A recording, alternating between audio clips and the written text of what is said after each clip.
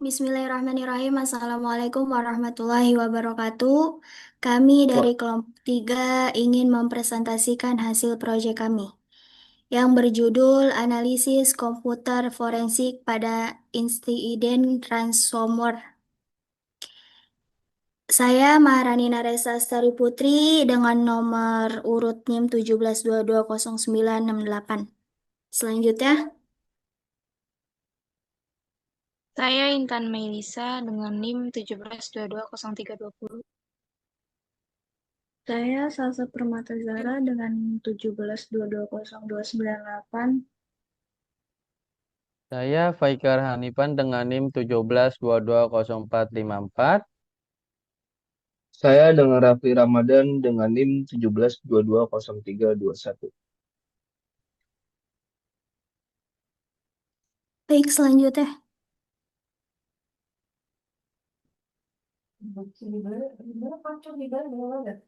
Di sini ada pendahuluan ancaman ransomware dan pentingnya forensik. Ancaman ransomware, dampak dan lingkupnya. Yang pertama ada definisi. Ransomware adalah perangkat lunak berbahaya yang mengenkripsi data pada sistem korban, kemudian menuntut tebusan agar dapat dipulihkan. Yang kedua, metode penyebaran umum. Lampiran email phishing, eksploitasi kerentanan perangkat lunak, serangan RDP atau Remote Desktop Protocol yang tidak aman. Tiga, ada dampak insiden. Yang pertama, kerugian finansial, biaya tebusan, biaya pulihan, hilangnya pendapat. Yang kedua, gangguan operasional sistem bisnis, terhenti layanan krusial lumpuh. Ketiga, kerusakan reputasi, menurunnya kepercayaan pelanggan dan mitra bisnis. Terakhir, potensi pencurian data, double extortion, data sensitif dicuri dan diancam dipublikasikan jika tebusan tidak dibayar. Nah, di sini ada peran vital komputer forensiknya. Yang pertama itu ada komputer forensik, disiplin ilmu untuk mengidentifikasi, melestarikan, menganalisis, dan melaporkan bukti digital secara sah. Kedua, ada tujuan dari ransomware, memahami bagaimana serangan terjadi, mengidentifikasi data yang terpengaruh, melacak jejak pelaku, dan mendukung upaya pemulihan serta menegakkan keadilan. Selanjutnya ada tujuan presentasinya. Menganalisis peran dan metodologi komputer forensik dalam penanganan insiden ransomware. Yang kedua, membahas aspek profesionalisme, kode etik, sertifikat ahli forensik, dan kerangka hukum yang berlaku di Indonesia. Selanjutnya dilanjutkan oleh Saudara Faikar. Apa itu komputer forensik? Yaitu landasan teori dari pertemuan satu. Apa itu komputer forensik?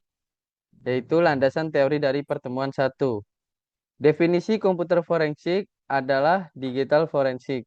Satu, cabang ilmu forensik yang berfokus pada pemulihan dan investigasi materi dari perangkat digital terkait kejahatan komputer. Dua, melibatkan identifikasi, pelestarian, akuisisi, analisis, dan pelapor bukti digital yang valid secara hukum.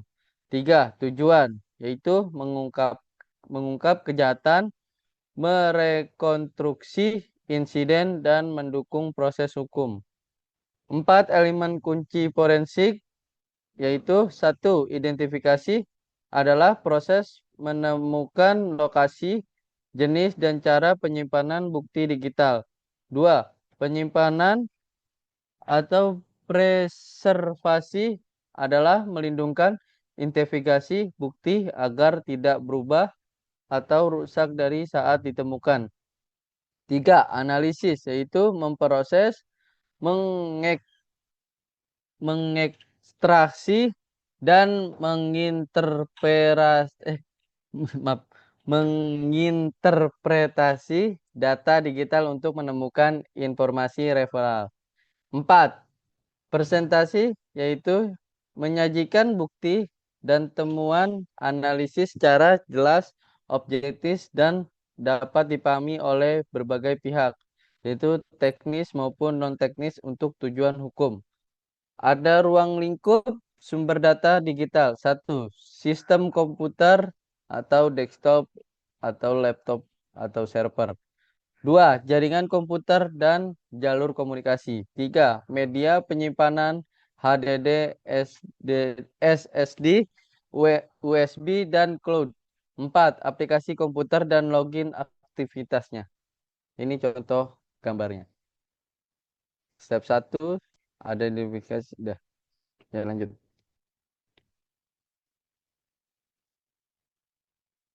Metodologi forensik dalam insiden ransomware. Tahapan dari pertemuan 5. Kerangka metodologi komputer forensik. 1.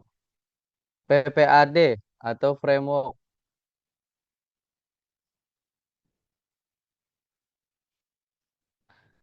Prinsip dasar untuk menjaga integritas bukti. Preservation atau pelestarian, menjaga data agar tidak berubah dari kondisi aslinya. Protect atau pelindungan, mengamankan bukti dari akses atau modifikasi tidak sah oleh pihak lain.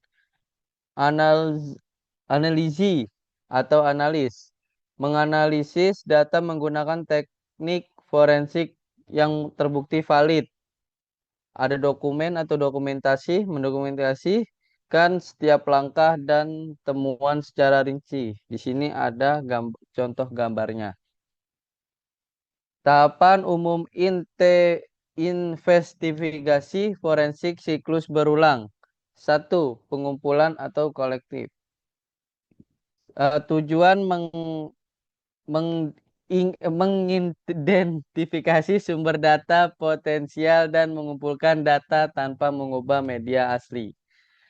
Ada aktivitas membuat forensic image berbentuk bit for bit copy dari media penyimpanan yang terinfeksi menggunakan write blocker mencatat hash value, yaitu kodenya MD5 atau SHA-256 untuk verifikasi investigasi. 2. Pengujian atau examination.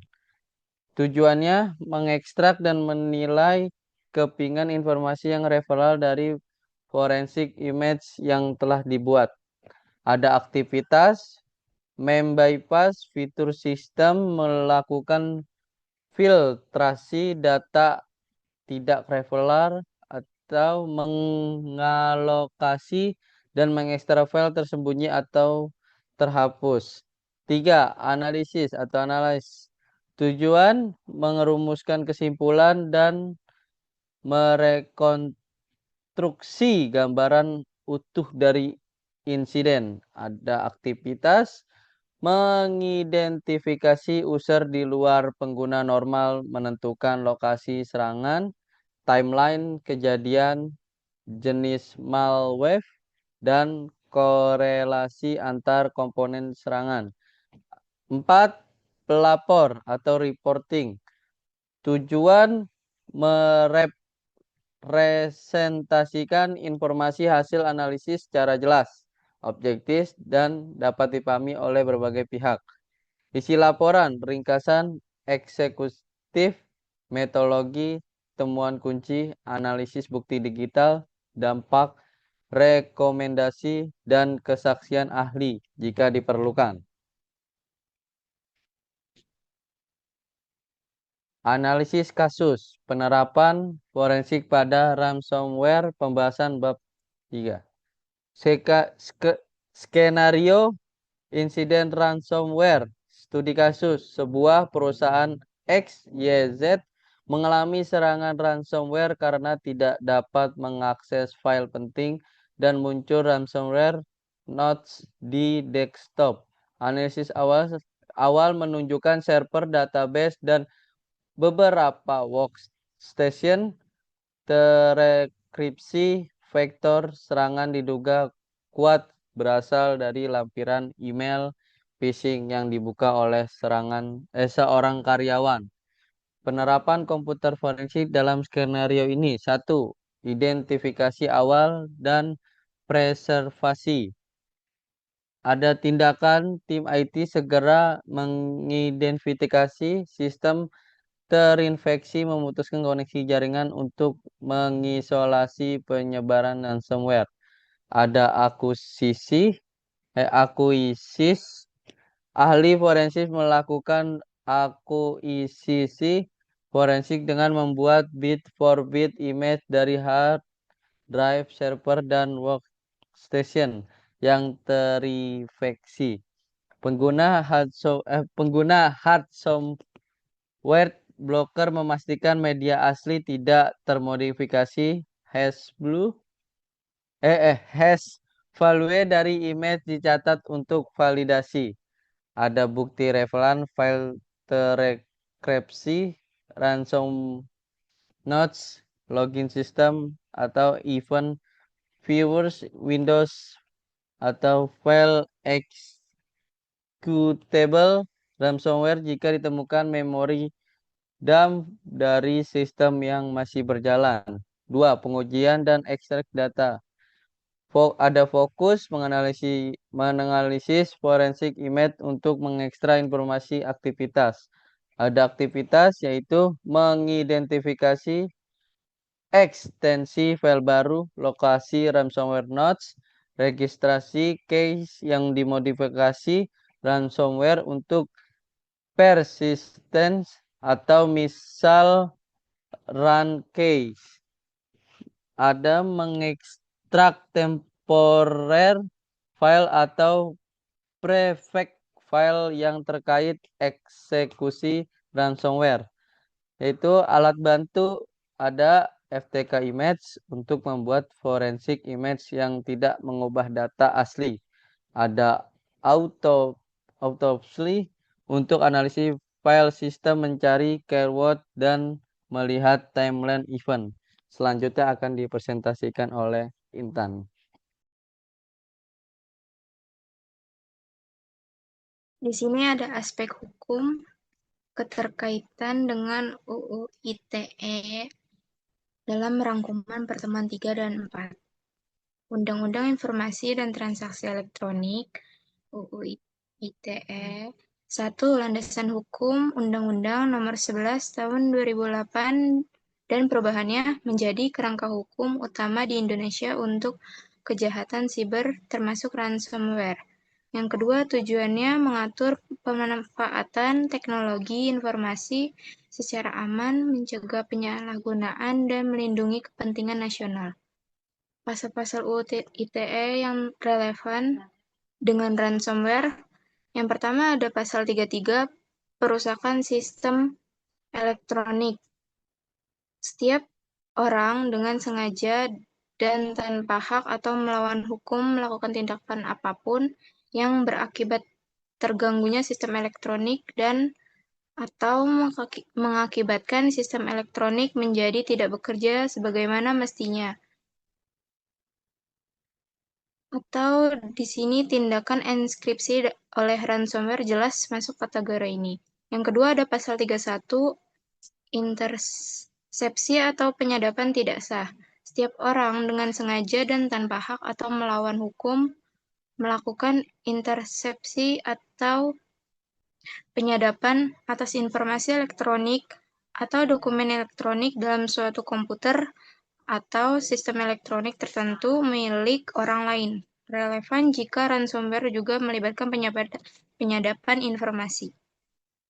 Yang ketiga ada pasal 32, pencurian data. Setiap orang dengan sengaja dan tanpa hak atau melawan hukum dengan cara apapun mengubah, menambah, mengurangi, melakukan transmisi, merusak, menghilangkan, memindahkan, atau menyembunyikan suatu informasi elektronik dan dokumen elektronik milik orang lain atau milik publik. Jika ransomware juga melakukan double extortion dengan mencuri atau eksfiltrasi data. Yang keempat ada pasal 27 ayat 4, pemerasan atau pengancaman. Setiap orang dengan sengaja dan tanpa hak mendistribusikan atau mentransmisikan atau membuat dapat diaksesnya informasi elektronik dan dokumen elektronik yang memiliki muatan pemerasan dan pengancaman. Di sini tuntutan tebusan oleh pelaku ransomware dapat dikategorikan sebagai pemerasan atau pengancaman. Ikuti. Di sini ada kewajiban penyelenggara sistem elektronik. Ada satu pasal 15 UU ITE, penyelenggara sistem elektronik bertanggung jawab menyelenggarakan sistem secara andal dan aman. Kegagalan menjaga keamanan yang menyebabkan insiden ransomware dapat berimplikasi hukum. Implikasi Undang-Undang Perlindungan Data Pribadi. Dalam Undang-Undang Nomor 27 Tahun 2022. Ada satu, jika insiden ransomware mengakibatkan kebocoran atau eksfiltrasi data pribadi, pelaku dapat dikenakan sanksi berdasarkan Undang-Undang PDP, dan korban memiliki hak untuk menuntut ganti rugi.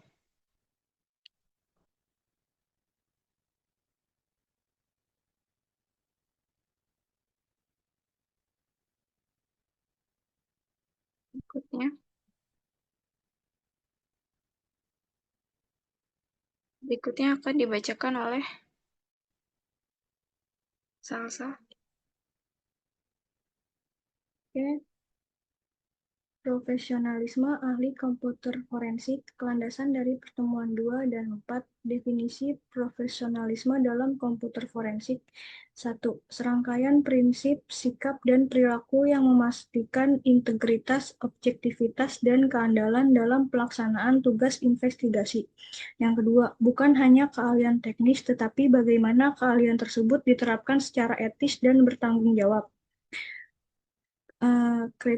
Kriteria utama profesionalisme. 1. Integritas dan kejujuran. Bertindak jujur dan etis, menghindari konflik kepentingan dan bias, menjaga reputasi profesi. Yang kedua, objektivitas dan ketidakberpihakan, melakukan investigasi berdasarkan fakta dan bukti tanpa memihak atau dipengaruhi tekanan eksternal. Kesimpulan didasarkan pada data empiris. Yang ketiga, kompetensi teknis dan pengetahuan mutakhir. Memiliki keahlian teknis relevan dan terus memperbarui diri sesuai perkembangan teknologi dan metode serangan. Yang keempat, ketelitian dan kedetailan. Setiap langkah investigasi harus sangat teliti dan didokumentasikan secara rinci karena detail terkecil dapat krusial. 5. Kerahasiaan. Menjaga kerahasiaan informasi sensitif yang diperoleh kecuali jika diwajibkan oleh hukum. Keenam, kemampuan komunikasi efektif. Mampu menjelaskan temuan teknis yang kompleks kepada audiens non-teknis, contohnya hakim, pengacara, manajemen, secara jelas dan ringkas, baik lisan maupun tulisan. Yang 7, kepemilikan chain of custody yang kuat. Memastikan penanganan bukti digital yang benar dari awal hingga akhir untuk menjaga integritas dan keabsahannya. 8. Kepatuhan hukum. Memastikan semua tindakan investigasi dan pengumpulan bukti sesuai dengan peraturan perundang-undangan yang berlaku. Selanjutnya. Bisa dibawain sih. Kode etik profesi, landasan dari pertemuan 4. Tujuan kode etik. 1. Sebagai panduan moral dan etika yang harus ditaati ahli forensik. Yang kedua, menjaga kepercayaan publik terhadap profesi. Yang ketiga, memastikan praktik investigasi yang bertanggung jawab. Di sini ada prinsip-prinsip umum kode etik. Yang satu, kewajiban kepada masyarakat, melindungi masyarakat, kepentingan umum, dan infrastruktur kritis. Yang kedua, integritas profesional, bertindak terhormat, jujur, adil, bertanggung jawab, dan sesuai hukum. 3. Objektivitas dan netralitas, melakukan investigasi tanpa bias atau pengaruh eksternal berdasarkan fakta objektif. Yang keempat, kerahasiaan dan privasi, melindungi informasi rahasia dan data pribadi yang diperoleh, kecuali atas perintah hukum. Yang kelima, kompetensi dan peningkatan diri, hanya menerima tugas sesuai kualifikasi dan terus meningkatkan pengetahuan.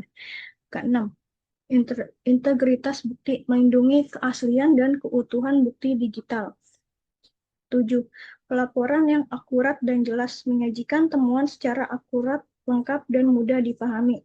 Ke-8, menghindari konflik kepentingan, mengidentifikasi dan menghindari situasi konflik kepentingan. Prinsip-prinsip umum kode etik. Yang satu ada ISC2, International Information System Security Certification Consortium, menekankan 4 kanan, melindungi masyarakat, bertindak terhormat, jujur, adil, bertanggung jawab, dan legal, menyediakan layanan yang rajin dan kompeten, memajukan dan melindungi profesi. Yang kedua, GIAC, Global Information Assurance Certification, fokus pada profesionalisme tertinggi, integritas, kejujuran, kerahasiaan informasi, dan menghindari konflik kepentingan dan peningkatan kompetensi. Ketiga, ACFE, Association of Certified Fraud Examiners, prinsip-prinsip relevan termasuk profesionalisme, objektivitas, integritas, menjaga kerahasiaan, dan mematuhi hukum.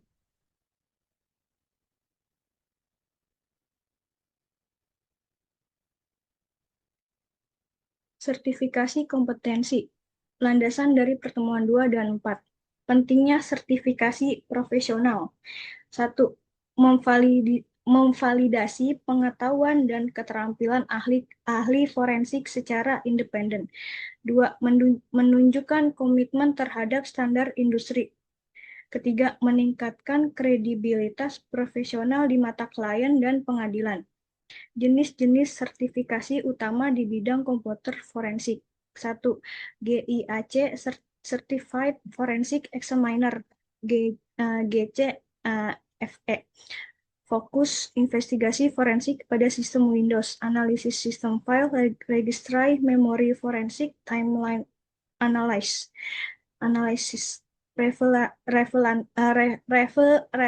relevansi, penting untuk mengidentifikasi jejak ransomware pada endpoint. Kedua, GIAC Certified Forensic Analyst, GCFA. Fokus tingkat lanjut forensik sistem operasi Windows dan Linux, analisis malware mendalam, respon insiden. Relevansi memahami mekanisme ransomware dan dampaknya pada sistem kompleks. 3. NCAS Certified Examiner, NC. Fokus penggunaan software NCAS forensik, salah satu alat forensik termuka untuk investigasi komprehensif. 4. Akses Data Certified Examiner, AC. Fokus penggunaan software forensik Toolkit FTK dari akses data alat populer lainnya untuk akuisisi dan analisis data forensik. Kelima, fokus konsep forensik umum, metode akuisisi, analisis data, dan investigasi yang valid di pengadilan. Keenam, Certified Hacking Forensic Investigator, CHFI, EC Council, fokus teknik investigasi kejahatan siber, melacak jejak hacker, mengumpulkan bukti forensik. 7. CompTIA CISA plus Cyber Security Analysis, fokus analisis ancaman, respon insiden, dan pemantauan keamanan atau keahlian pendukung penting. Dilanjutkan oleh Rafli Ramadan.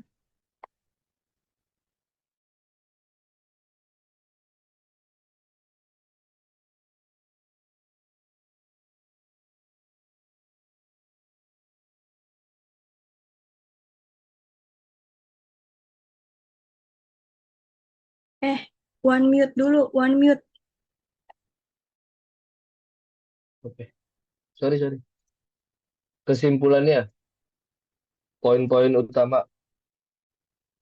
Esensi komputer forensik, disiplin yang fundamental dan tidak tergantikan dalam penanggulangan insiden ransomware.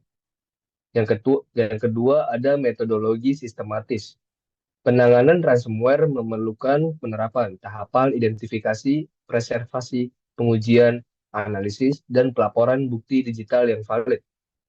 Yang ketiga ada pilar integritas, ada profesionalisme, kode etik, dan sertifikasi ahli forensik adalah fondasi kredibilitas investigasi, memastikan setiap bukti dikumpulkan secara etis dan sah. Yang keempat ada peran kerangka hukum, adalah UU ITE dan UU Perlindungan Data Pribadi sangat krusial dalam penuntutan kasus ransomware, menuntut bukti forensik yang memenuhi syarat keabsahan di pengadilan. Selanjutnya ada konsistensi standar, ialah penerapan standar metodologi forensik yang diakui secara internasional, seperti prinsip PPAD dan panduan SWG, DE, atau IOC. Memperkuat validitas investigasi dan posisi hukum korban.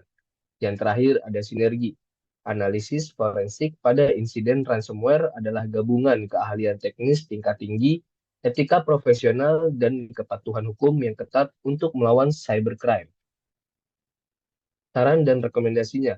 Rekomendasi untuk memperkuat penanggulangan insiden ransomware. Yang pertama ada penguatan sumber daya manusia atau SDM. Investasi dalam pendidikan dan pelatihan berkelanjutan untuk menghasilkan lebih banyak ahli komputer forensik yang tersertifikasi dan profesional, baik di lembaga pemerintah maupun sektor swasta. Yang kedua ada peningkatan kolaborasi lintas sektor, yaitu mendorong kerjasama antara pemerintah yang diisi penegak hukum, BSSN, sektor swasta, dan akademisi dalam berbagi informasi ancaman atau yang disebut threat intelligence, metodologi terbaik, serta tools penanganan ransomware. Yang ketiga ada adopsi standar forensik yang konsisten.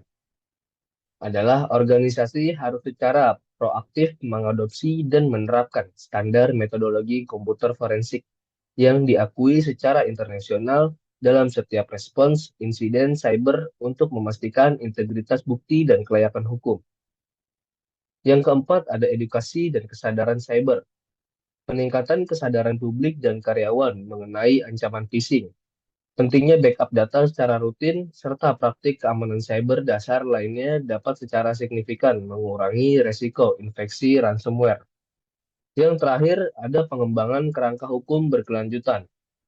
Adalah evaluasi dan penyesuaian regulasi hukum yang berkelanjutan diperlukan untuk mengikuti pengembangan pesat metode serangan ransomware dan tantangan hukum yang muncul di era digital. Terima kasih dan sekian dari presentasi kelompok kami. Kami ucapkan wassalamualaikum warahmatullahi wabarakatuh.